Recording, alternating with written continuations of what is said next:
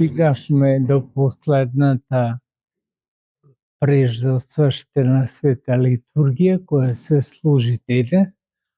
Денес после преждосврштената литургија, ако даде Господ, планираме да го направиме и општиот маслосвет.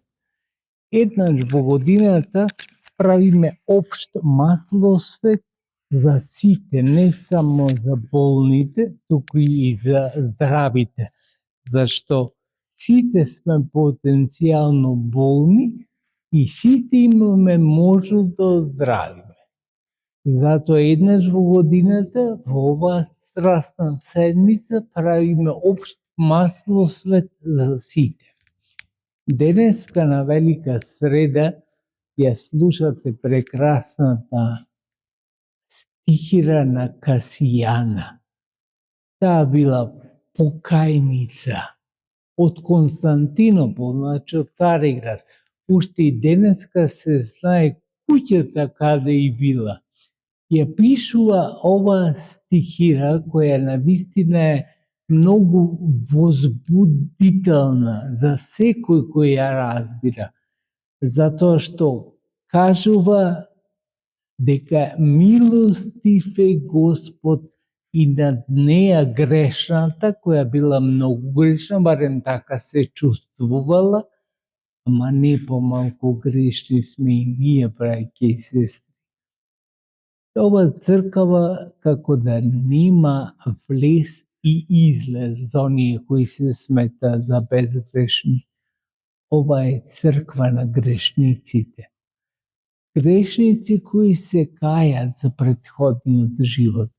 А ние го имавме и цел период позади нас на светлата 40-ница и сега на страстната недела, за да се каеме за нашите промашувања. Зашто гревче топати кога ќе каже човек не знае дека тоа е промашување.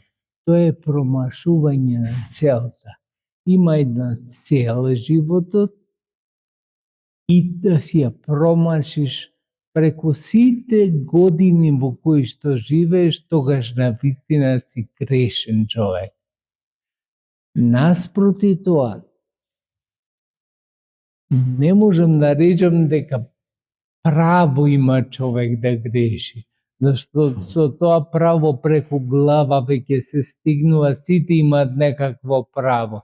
И мажи, и жени, и деца, и не знам, сите имаат некакво право, велат дека имаат. Не затоа што имаме ние право да грешиме. Најдобро би било да не грешиме. Меѓутоа, после Адамовиот пат е скоро невозможно да не се греши. Ама затоа едно е возможно, да се каеме. За секој поединечен грев има наше покаяние. И резултат на тоа покаяние е трудот или влогот кој го вложуваме во покајанието. Затоа е потребно, браќи и сестри, да го менуваме начинот на постоење. Значи, од постоење само овде на земјата, да научиме да постоиме за вечност.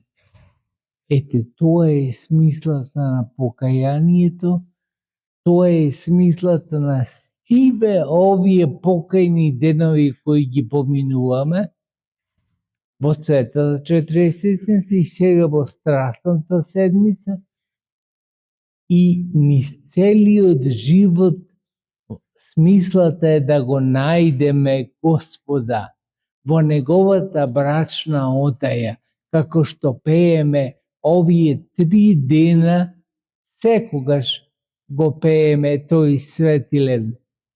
Во брачната твоја оддаја, Сине Божи, удостои ме да влезам. Затоа што и мажи, и жени, и деца, и сите на овој свет треба да се соединат со Бога. Метафорично е речено секако во брачната одаја. Меѓутоа, потполно соединување со Бога имаме во светата причест. Се соединуваме потполно со Бога. И тој е наша смисла, и тој е наша иднина, и тој е се во нашиот живот. Ако така го живееме животот, ќе ги имаме придобивките кои Господ за нас ги подготви. Ние да имаме живот вечен, и то живот вечен не обичен во сиромаштво, туку живот вечен во изобилие. А тоа може да ни даде само нашиот Господ. Другите гледате како се борат за малку енергетски ресурси војни водат, а Господ има енергетски ресурси бескрајни. И сите за нас се подготвени. Ако се подготвени за нас, ние она што е потребно да го направиме, а тоа е да го промениме начинот на живот кон живот пригоден за Царството Божјо. Ете, браќа и сестри, милоста Божја секогаш да ве прати, да ви биде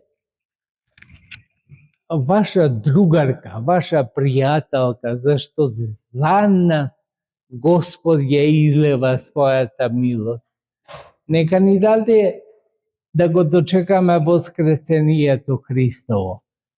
Нека ни даде да бидеме порадосни во радоста Негова влезени во воскресението Христово.